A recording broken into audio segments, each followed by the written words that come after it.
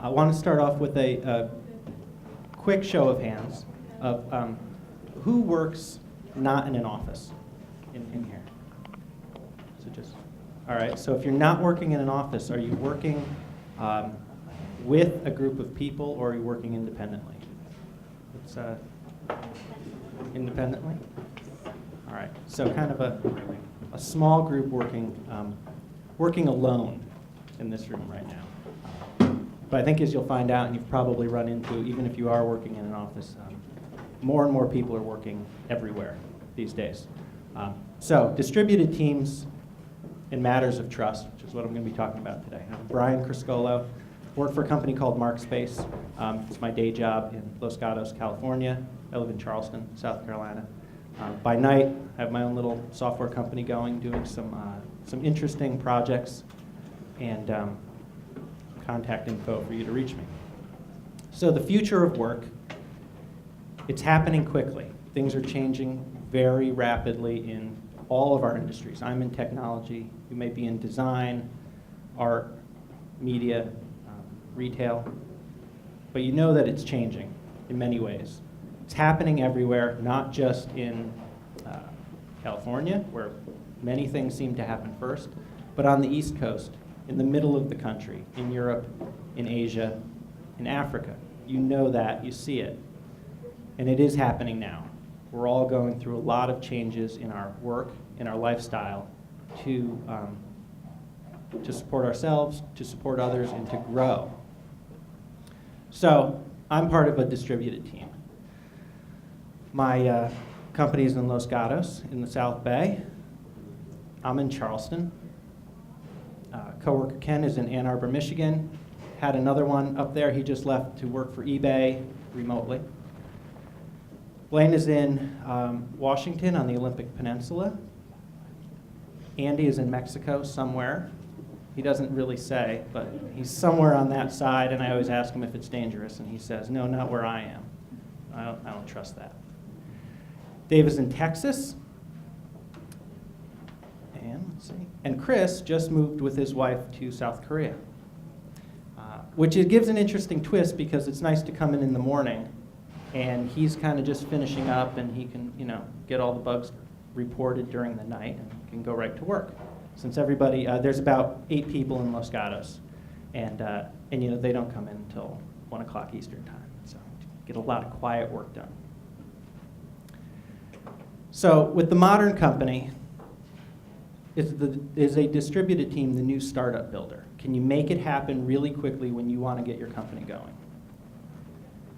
Can it be a high-performance, incredibly productive business team? There's a lot of viewpoints on that. Some argue very profoundly that no, you cannot be a high-performance team if you're distributed, but I think otherwise. And as I was talking with these folks over here, can you grow an organization if you don't have local talent by using a distributed team? There's a lot of areas around the country where there simply are not enough people, either experienced or new, to become a member of your organization in an office or in a small group setting where you are local to one another. So how do you make it work? It's really hard. It takes the right mixture of people, takes the right mixture of attitudes that both the management and the employees have. It takes concentration. It takes experimentation. But it can work, and it can work very successfully.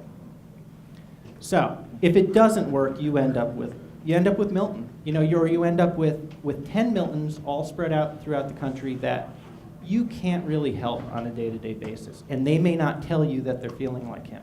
You can't send them down to the basement. You can't just keep pushing them out. If they're not communicating with you and you're not communicating with them, it's not a healthy relationship within your company. But if it's really working well, you get this team. When everybody gets together, they're all happy and smiling, and they're doing their thing, and everybody's at full out potential. The first part, the main part of this in making it work is connectedness. we're all connected. We're highly connected. There's big screens out there that show what each one of us is tweeting throughout this conference. Everybody's connected, but to support a distributed team, you have to focus on some important parts of connectedness that you would normally do in an office setting. You need to support on every side the water cooler talk, the things that nobody really cares about but are important for the social fabric of your group. Important to hold all hands meetings. Have the people call in on a conference line from wherever they are, but get the whole company together. If you're the owner or the president of a company or a manager, make sure everybody knows what's going on in that setting where everybody can offer feedback with one another, because they normally don't. Especially as the size of your company grows, the interactions lessen. Have regular team meetings for any smaller groups that are working as operating units, development teams, project teams. When possible, hold on-site meetings. It's expensive. It costs a lot to fly people around the country, but the value in it, even if it is a small amount of time, is so high to the future growth of those employees, as well as the people that are in the office that need to work with them. On-site team building activities. You have the on-site meeting, do something as a team. When I've been in Los Gatos for MarkSpace, they have a really great bocce facility there in town. We've played bocce for hours. We had an on-site meeting in Michigan. We went to play volleyball, I think it is, if anybody knows what that is, where you drive around in go-karts with like highlight things and you try to score baskets. Everybody kind of saw how each other work in a highly competitive non-work environment, and it enlightened some of us. Professional conference attendance. They're all over the world. They cost a little bit or they cost a lot, but if your remote employees are attending those as frequently or as equitably as the people that are in an office as a member of the team, it's great. Geekend would be a perfect opportunity to take even a mildly distributed team, say geographically around the Southeast, and send them to a conference like Geekend, where even it's not tied to one's own work, even your business's main goals, but it puts these people together with the satisfaction of the company sponsoring them to do something together as a means of improving the overall team. And of course, one-on-one meetings with managers are always important. Either it's weekly or monthly or whatever your schedule might be if you're a manager. They still need to be held, even if you can't get this person into your office to sit down with you. You need to talk to them. Usually my manager will call me about 4 o'clock on a Thursday and we'll just go for an hour, and that's how I'll finish out my day. But there's huge value in having that and not forgetting about the remote employee, because they can easily be forgotten. There's some proactive communication that all sides can take. No surprises from whichever end you're on. If you're distributed or if you're with the main group, communicate up, sideways, and down. No mysteries on whatever your status might be. Just because you're at home or you're in an office with just a couple other people doesn't mean you can hide out. You have to let everybody know what you're working on. You don't have to be, you don't have to give up all the secrets. Maybe you want to have that long lunch? Okay. But people should know what you're working on. They can't see you. Be accountable. The company, it served well to provide some kind of dashboard that all parties in this team can participate in. Without that direct contact, hey, I'm working on this today and you're working on this, and we'll be done and I'll talk to you at 4:30. Without that group setting, there needs to be some kind of enabling technology to allow the group to track what one another are doing. It really helps, and there's some great tools out there. A new one that we just started using is called Trello from Fog Creek Software up in New York. It's worked out well for us to have shared task lists, to be able to move tasks between team members.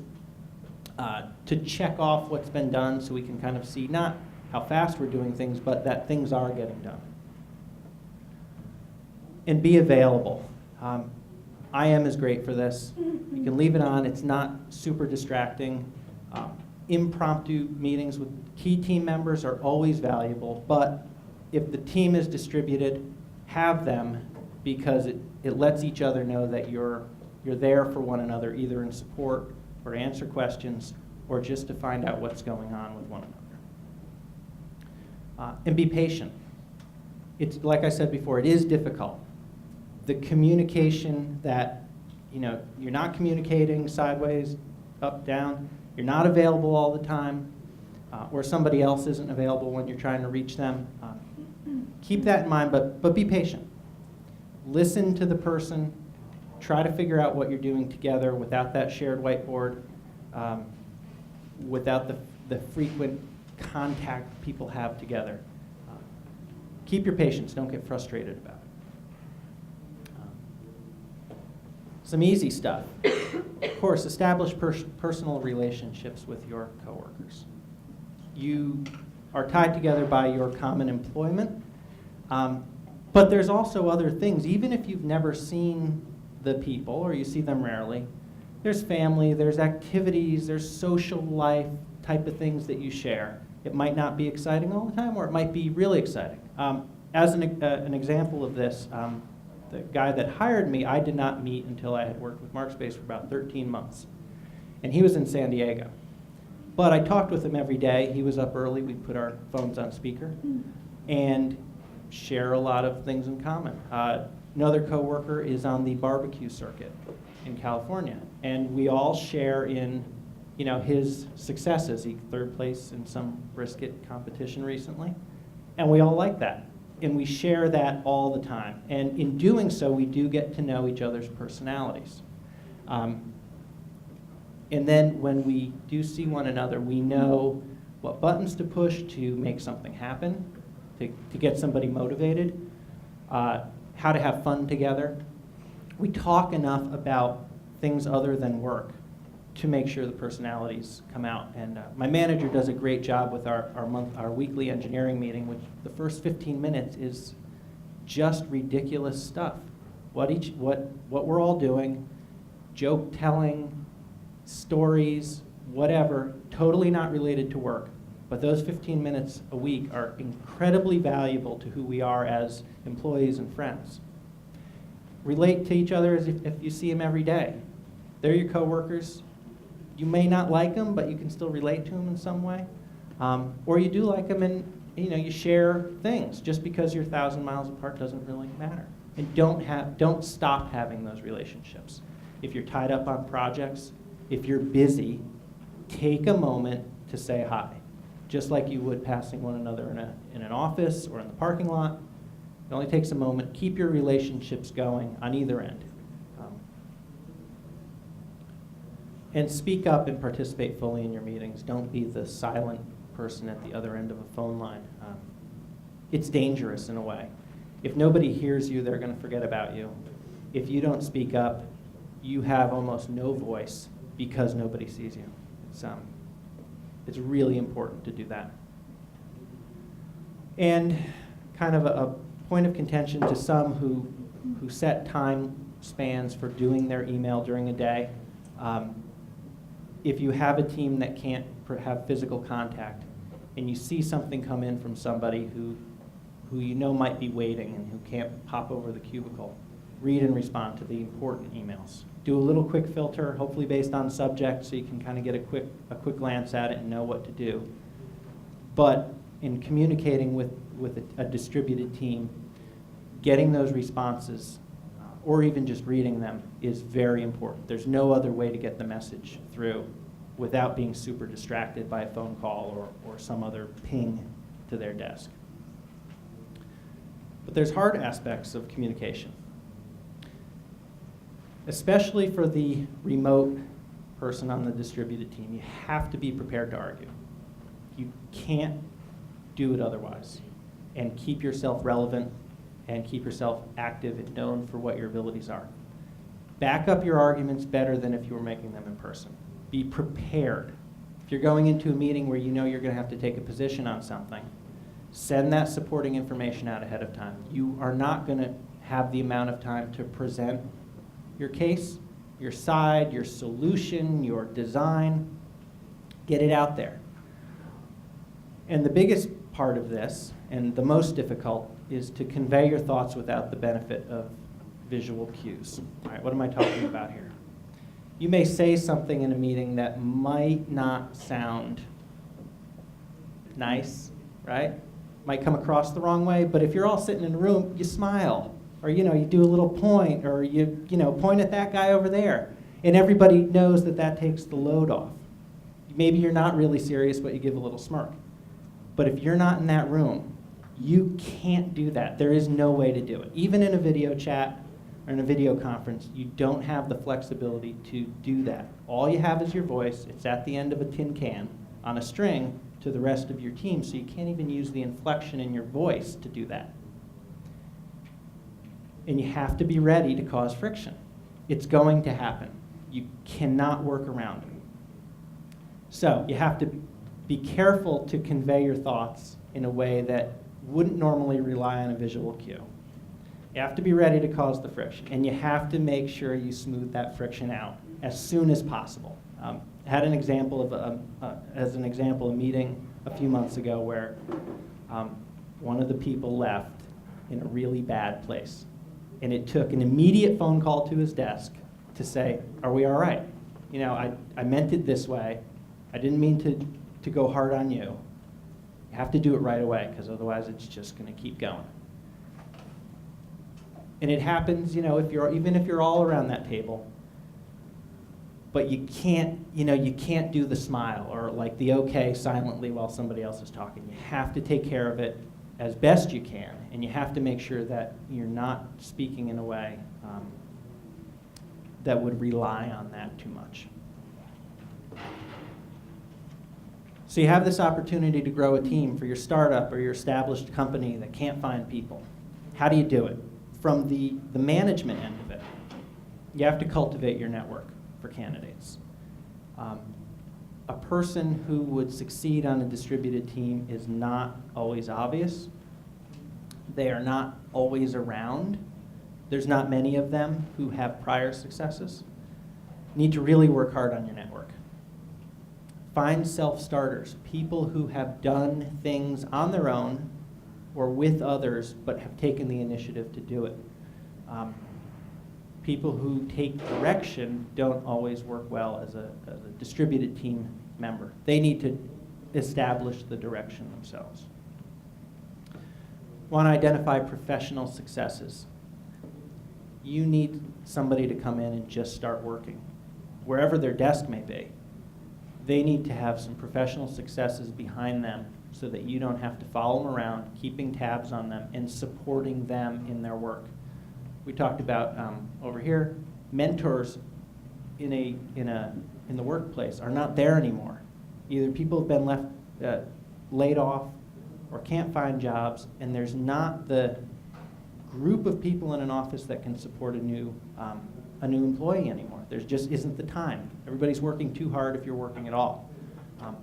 Find people that have some professional successes that show they're self-starters that you can just send out and do the job. Be careful about remote newbies. A newly graduated college student is not going to be the ideal candidate to work remotely for your team. They don't have the skills yet, professionally, to do it. Not that it can't be done, but there's more to just sending somebody out with a list of tasks. Get it done, send your stuff back, and we'll have a meeting on Thursday. There's a lot of communication and professional development and time management that goes into it that you need to watch out for. Somebody may be able to tell you, "Oh, I can work from home, sure." No, there's a lot more in how somebody communicates and shows what they're able to do than just saying it. You want to discuss those communication philosophies with your candidate. You want to find out what their email management philosophy is, or do they like to be on the phone? Can they communicate more abstract thoughts clearly in your interview that would let you know that they can argue their point. They may be really great at what they do, but if they can't communicate, and if their communication philosophy doesn't match up with the company's, they might not be the right candidate. You do want them to be in line with what those expectations are going in early on. You don't want to find out later on that they can't participate in your meetings because it distracts them or they don't talk. And understand the candidate's schedule objectives. Oftentimes, working from home is the nice, easy way for somebody to say, I can do anything I want, whenever I want. I could work 8 hours this day and no hours this day and 16 hours the next. And I'm still going to get in my 40 hours a week, however I'm going to do it. If that is their objective, that doesn't often line up with what a company's workforce and human resources design is. If everybody in the office is working 9 to 5 or 8 to 6 or whatever and putting in their fixed hours and they can't take 2-hour lunches, if the candidate doesn't understand those guidelines and those objectives that the company has, and if you don't understand what the candidate's objectives are, do they really want a job from home so they can take care of their children? Or do they have another objective in being part of this team? If there isn't that connection and that correspondence between the two ends, it's going to become a very bad situation very rapidly, because they're going to find out that they have to be at their desk during those core business hours. And you're going to find out that they're nowhere to be found when you need them for the 2 o'clock meeting.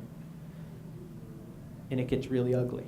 And there's no way to unwind that, because it's going to be hard to change them, and they're not going to change the company's approach to work hours or core hours.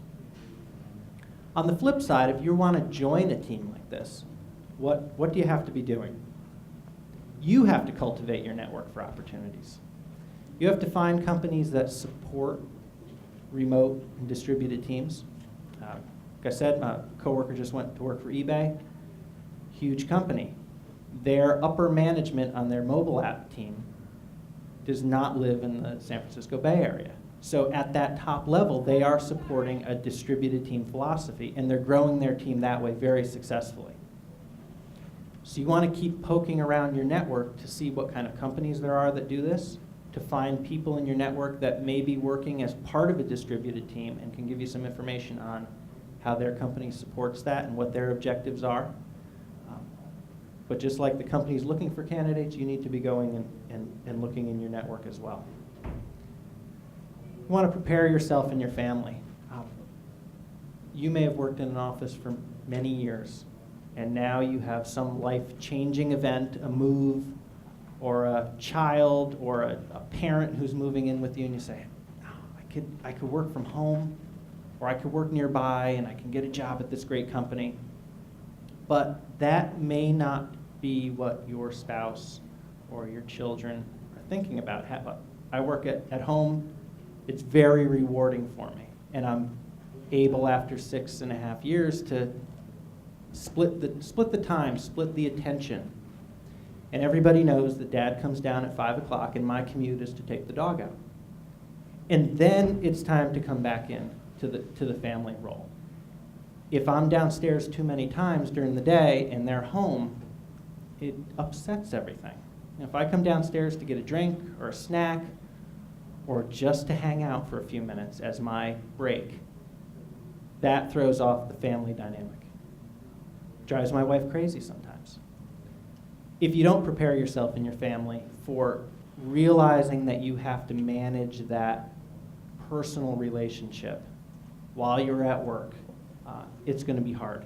Expectations will be conjured up about what you'll be doing if you're at home or if you're nearby in an office somewhere sharing office space, and you'll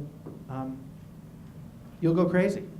There was a life hacker blog post just I think yesterday or the day before about what you do when you go start working from home. the guy pointed out that now he can sing John Cicada songs really loud. But does his family want to hear him sing crazy songs like that? Because he couldn't sing them in the office. Can he go around without showering every day? No, because his wife's going to say something. You have to prepare yourself that you're still going to work. It is worthwhile to get dressed, have breakfast, start work when the rest of your coworkers start working. You have flexibility, but you need to prepare yourself and those around you for what you're going to be doing differently. Have a clear vision of your work environment. Some people put together really great home office spaces. They find really great co-working facilities. Go into it thinking, here's how I want it to work. If there's a coffee shop that you're going to be working at, find one that will support you being there all day, that you like to be in. If you're finding that co-working facility, find one that fits your lifestyle and what you want to get out of it. You're going to work. You're not going to hang out. You're not going to have some coffee and then go someplace else. You have to be working. You can't be distracted by your environment. So set it up as you would want to be, as you would like. When you're talking with somebody in an interview, you want to sell kind of two aspects of yourself. You want to sell your individual and independent successes, what you have done yourself. But you also need to make sure, you kind of don't usually do it when you're interviewing. You need to sell your team successes. You may not have been an important part of a team, or you may have, but that team's success will reveal a lot about how you work with others. More so than if you were just going to be working, being pulled into an office and being thrown into a floor or 10 stories of people. Team successes are very important for the distributed worker because that's part of your identity and that's part of your legacy as that employee. You're not just there in the room with everybody else. You're someplace else, but your team is your thread that stitches you all together. And you do need to understand the hard parts of distributed teams. Be prepared to talk about it in the interview. If the interviewee, if the company is entertaining this from you, that you would like to work for them, you would like to work not with the bulk or the rest of the group, come prepared to understand that distributed teamwork is hard. It's not always successful. It can be very good. But those things that we talked about and many others are very important to identify yourself when you're speaking with somebody who might be hiring you. They know the difficulties, and many of them are just barely accepting the fact that they need somebody remotely to work for them because that's all they can get, or that's where the good person won't move. They may not want to do it. If you can identify the hard parts and how to mitigate those hard parts, you will be way ahead of the rest. And then in joining a team, you want to be trustworthy. And that's the other part. There's the communication to a distributed team, and then there is trust. It's a huge factor in making a distributed team work. So what about trust?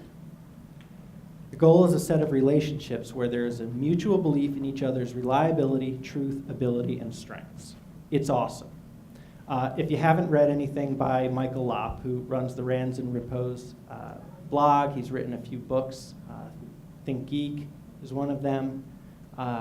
He's great. He's a technologist in California who's worked for a number of companies in management and writes about it very well with lots of swears and really great examples. And he's fun and he's really, really well regarded when you look at teams, especially in technology, but really in any industry. So what are the foundations of trust, especially as it relates to a distributed team? You want to become trusted and trust others. You have to be open to that, and you have to be able to be trusted. If you're not seeing somebody all the time and you're not establishing that I look in their eye relationship, you've really got to work on your ability to manage trust. Use your professional and personal networks to establish that. Who you've worked with before, your professional reputations, your ability to show that you've gotten things done. Having that shows that you can be trustworthy. You can deliver things, you can make things happen. And as you know, your reputation precedes you more than ever before. Your name is out there, forever embedded in a Google search, in a internet Wayback Machine. You can't get away from it. And how do you build it? It's hard sometimes to make sure you can. Build it in a way that supports you being part of a distributed team. You want to try to network with other remote workers. There's a lot. They're not always working for a large company or a small company, and they're not always out there, but you'll find them. They may be at the coffee shop, they may be at the co-working facility, they may be at home, but they're around in your community. There's enough of them. Don't be invisible. Sell yourself, sell your own brand in building your reputation in this area. There's forums that support co-working and remote workers, comments to blog posts. Make yourself known as somebody who does this or who thinks about it. Publish and promote your work. I was talking with Benjamin Young, who gave a talk yesterday about CouchDB and cloud technologies. And his company won't even look at a resume. Their first filter is, do you have some open source software available? That's how you get in the door and even get considered, where it used to be, oh, you go to the college fair and you flip through resumes, and these people have a GPA here, and we're going to talk to them and keep filtering it down. The new way to get yourself recognized is to put yourself out there. If you want to publish it, there's plenty of sites for design and for writing and for software and for selling. Put your work on Etsy. It's there. Publish it. Promote your work. Make yourself known as somebody who can do things. People now have the ability to do this more than ever before. Contribute to something. If an employer is not going to really get to know you well, they need to know what your background is. Contribute to something, whether it be in your industry or not. Be part of something. Be a more dynamic person. You will be more reputable. You will have more trust given to you if they see what you've done, so long as it's good. And know your stuff. Know what you're talking about. You really do have to be among the best of the best to get recognized as a potential remote employee. You have to know your stuff to be able to work in a distributed team successfully. And you have to know your stuff to build your trust.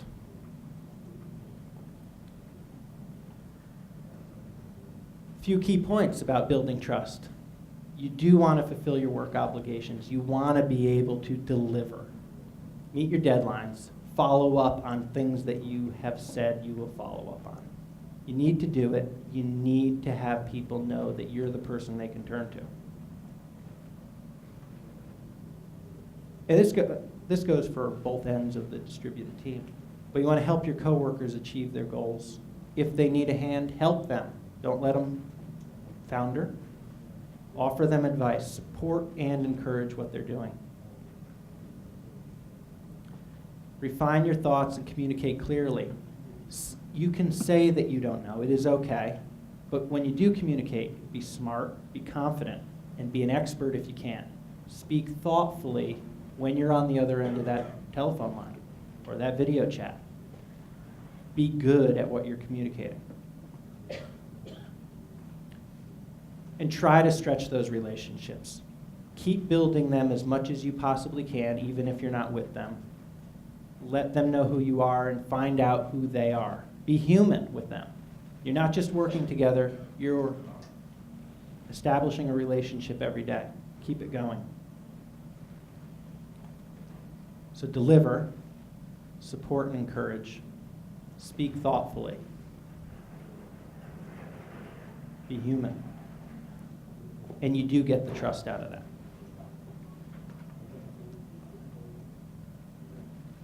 So, questions, comments?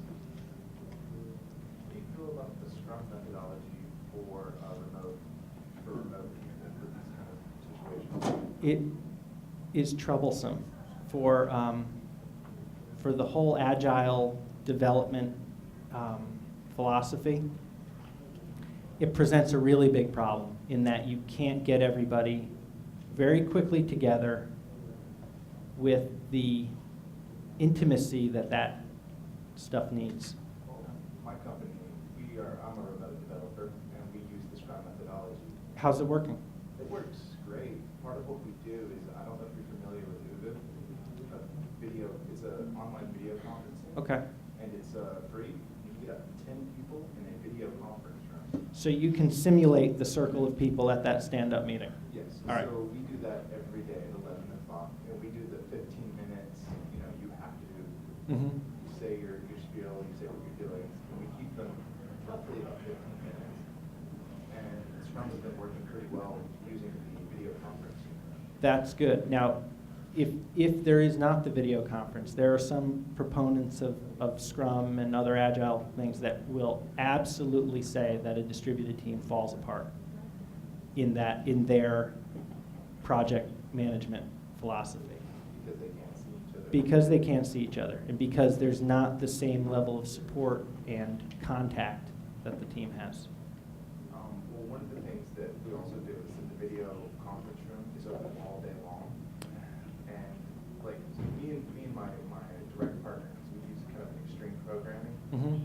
me and him treat it as our office, and we just stay on it all day Right. long. Having that as part of your ability to work is huge. And like I said, that's where I'll get on the phone in the morning with my coworker in Ann Arbor, just put it on speaker. So if there's something work-related or something that we're reading, we can just talk and then be silent for 20 minutes at a time. Do that with video, and we'll have his virtual head on one of my screens. So enabling technologies like that, like some shared dashboard, are huge in making that work, and that's great to hear that it works. But at significant investment for your company to support that. Usually it's actually free. But cameras in a room, there's other aspects of it that require some investment. That's true. No? I was just wondering, do you believe that at a certain level of growth, it's necessary to establish a brick and mortar location for a business, or can it be fully distributed without any hassle?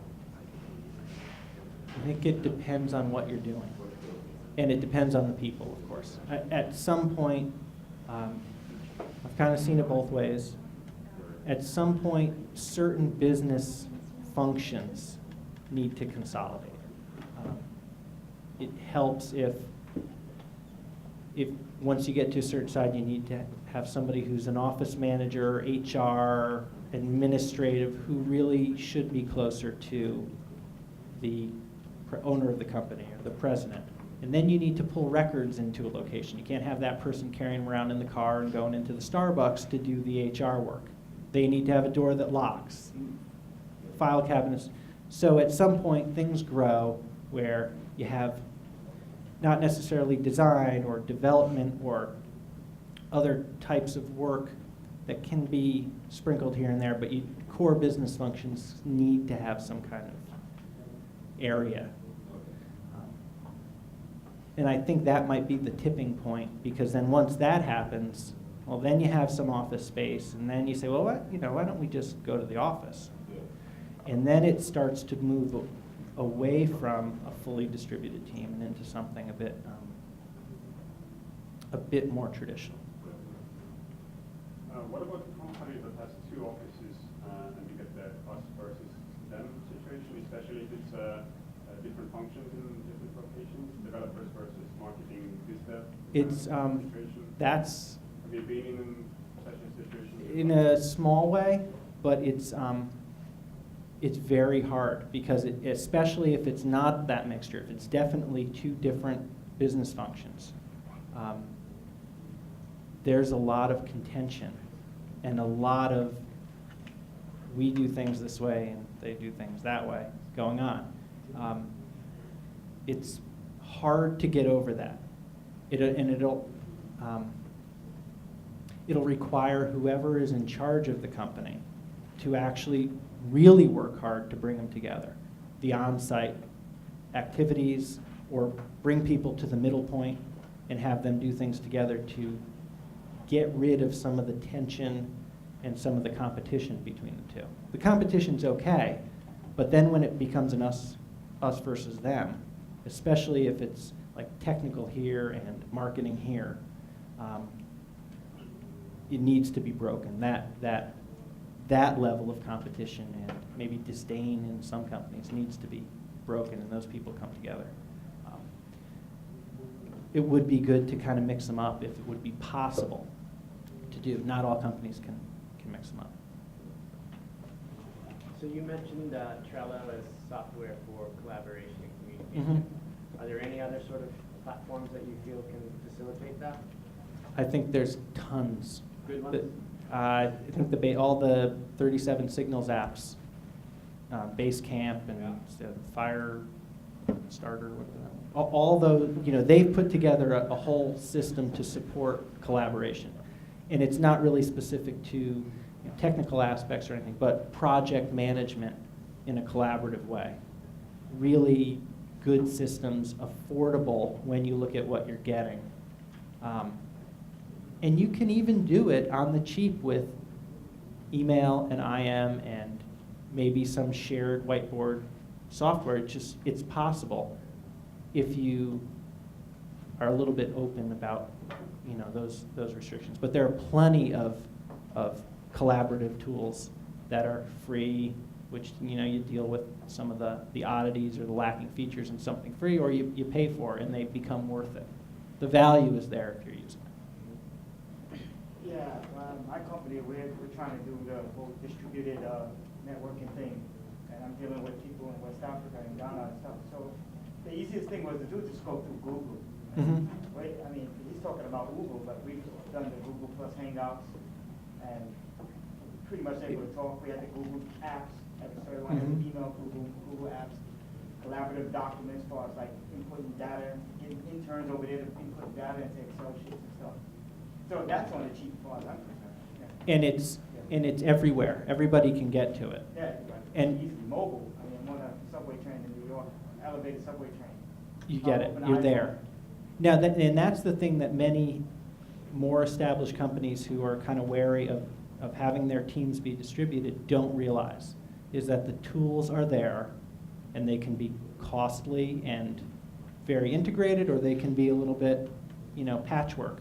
But the tools are there to make it work, so long as the team members use them. And that's always the thing. If you want to put together some new bit of software into your company to help people work together or file files away or whatever, people have to use them. They have to buy in. But it can be done really, really well with what's available out there.